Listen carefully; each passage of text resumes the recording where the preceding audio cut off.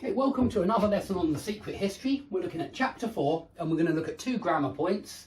We're going to look at so v such because it causes a lot of mistakes, being honest, and the difference is not as simple as perhaps you might think. And secondly, we're going to look at perfect infinitive and perfect gerund. Now the two forms are rare, but you do see them, especially in literature, and we will go through the reasons why we use, well, the situations in which we use perfect infinitive and perfect gerund, but that will be in the second part of the class.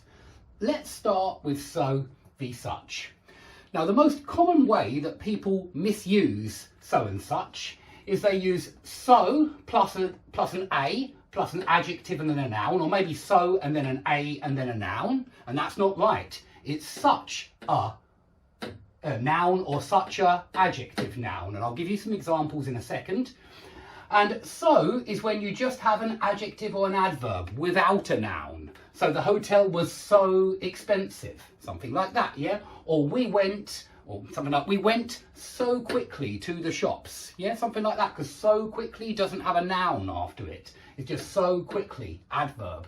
So expensive, for the hotel was so expensive. But of course, you say, it was such an expensive hotel.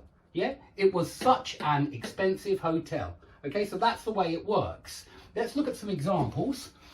So number one, here's an example, and this was from Bunny when he was sick. I think it was in this chapter, chapter 4, and he says, better not sit so close to me, old man. Yeah, an old man, this is just a way a nickname or a phrase that he uses for lots of different people, including Richard. He calls him old man sometimes.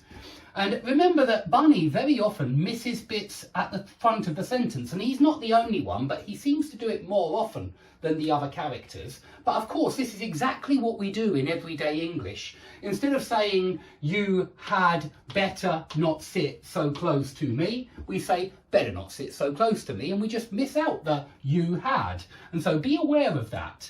And remember that had better plus infinitive is like should. You shouldn't sit so close to me, old man. You'd better not sit so close to me, or just better not sit so close to me, old man. Now notice that this so close, yeah, this is so plus adverb. It's an adverb because it's describing sit, yeah, don't sit where, don't sit so close. Yeah, and so it's an adverb rather than an adjective. But even if it is an adjective, like a close friend, you'd say he was such a close friend and not so a close friend. And that's the most common mistake. That's why I'm pointing it out, yeah? But he was such a close friend, because close can be an adjective, but it can also be an adverb, okay? And here it's an adverb. Better not sit so close to me. So that's rule number one right there, yeah? Right there, and I put it in blue to make it clear. Have a look at number 2 now with such a and then adjective, but you don't need the adjective, and I'll give you an example of that in a second. But you have such a adjective noun. Here it is. I think this was Julian, and he was asking Richard, you know, how did you end up in that old abandoned warehouse with the hole in the ceiling where you almost died of hypothermia?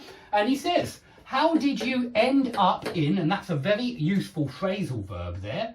Yeah, and another way of saying it is wind up in. Sometimes we say, how did you wind up in? How did you end up in? And it just means, how did you finish in, you know, how did you finish in such an awful place, such a dreadful place? Look